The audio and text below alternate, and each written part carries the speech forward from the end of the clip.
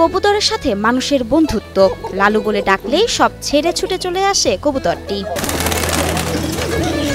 মানুষ আর এক কবুতরের মধ্যে গড়ে উঠেছে অবিশ্বাস্য বন্ধন। ভালোবাসা মাঝে মাঝে ডানা মেলেও যে আসে তারই যেন প্রমাণ করলো লালু। আমার সাথেই থাকে, রাত্রেও থাকে, সব সময় থাকে। ঝিনাইদহের এক গ্রামের একটি কবুতর লালু, এলাকায় বেশ ভাইরাল সে। শুধু এ পরিবারের সদস্যদেরই নয়, পুরো গ্রামের মন জয় করে নিয়েছে এই পোষা পাখিটি।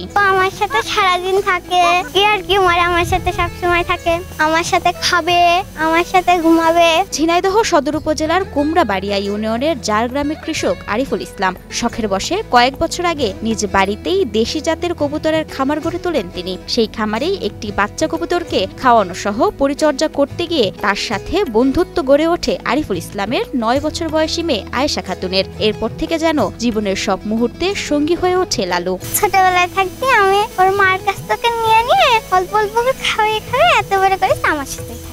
এই কবুতরটা ছোটবেলা থেকে আমার মেয়ে নিয়ে যে হাতে করে খাওয়িয়ে কাছে রেখে রেখে এটা ওদের কাছেই থাকে সবসময়, যেখানেই যাই সেখানেই থাকবে।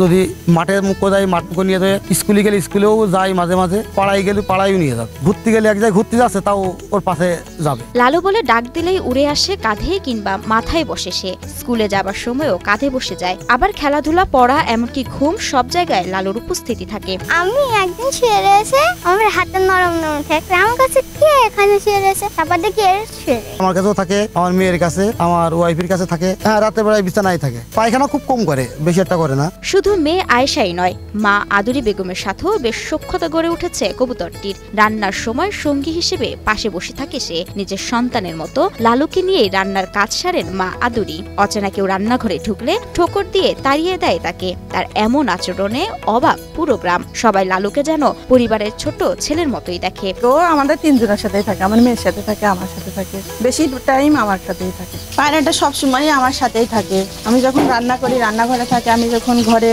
শুতে যাই আমার সাথেই দুপুরবেলা থাকে, এবং ও সবসময় মানে ফ্যানের বাতাসেই থাকে। আমি যেখানে যাই আমার সাথে সাথেই থাকে। জীবনের সব আয়োজন এখানে একসাথে।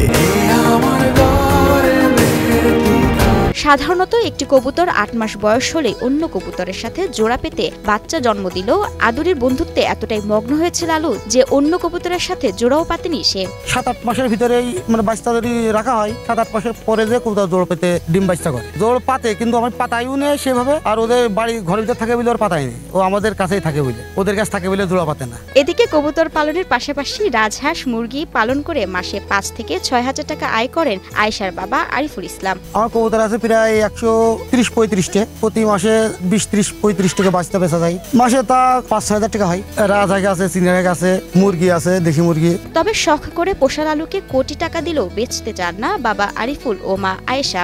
মেলা কবুতরটি কিনতে আসে, কোটি কোটি টাকা দিলে আমি বেচবো না। ওটা কেনার জন্য অনেক লোকই বলে কবুতরটা বেচেন, তা ও যদি মনে করে যে 1 কোটি টাকাও দেয় তাও আমি বেচবো না। শখের দাম কোটি টাকা, শখ করে পোষা, ওর আমি হাতছাড়া করবো না কোনো সময়। এছাড়াও প্রতিবেশীদের বাড়িতে বেড়াতে গেলে মা মেয়ের সাথেই থাকে লালু। কখনো কাঁধে, আবার কখনো হাতে, আবার কখনো মাথার উপর বসে থাকে সে। এলাকাবাসীদের মতে মানুষ অনেক সময় মানুষের পোষ মানে না, অথচ এই কবুতর যেন ভালোবাসায় আটকে গেছে। এমন নিখাত সূক্ষ্মতা আগে দেখেনি বলে জানান তারা। আমি যদি বাইরে পাড়ায় যাই, ও আমার সাথে পাড়ায় যায়, যে আবার মনে করেন যে ওই পাড়ায় তাগের চালের পরে বসে থাকবে। আমি যতক্ষণ ওই বাড়ির ভিতরে থাকি ও থাকবো, আমি চলে আসবো, আমার সাথে সাথে চলে আসবো। টিয়া পাখি হচ্ছে যে বশীকরণ হয় বা পোষ মানে, কিন্তু আসলে যে এই সুন্দর এই কবুতরটি এইভাবে যে পোষ মানবে সেটা বিশ্বাসই হবে না কারোর, যে আসলে এই কবুতরটি হচ্ছে কারোর এইভাবে পোষ মানবে। একটা মানুষের পোষ মানে না, আর সে পাখি, সে পোষ মানে কিভাবে, তাও পোষ মেয়ে গিয়েছে। ভালোবাসা যে শুধু মানুষে মানুষই হয় না, লালু যেন তা চোখে আঙুল দিয়ে দেখিয়ে দিয়েছে। পরিবারের যত্নে বড় হওয়া এই কবুতর যেন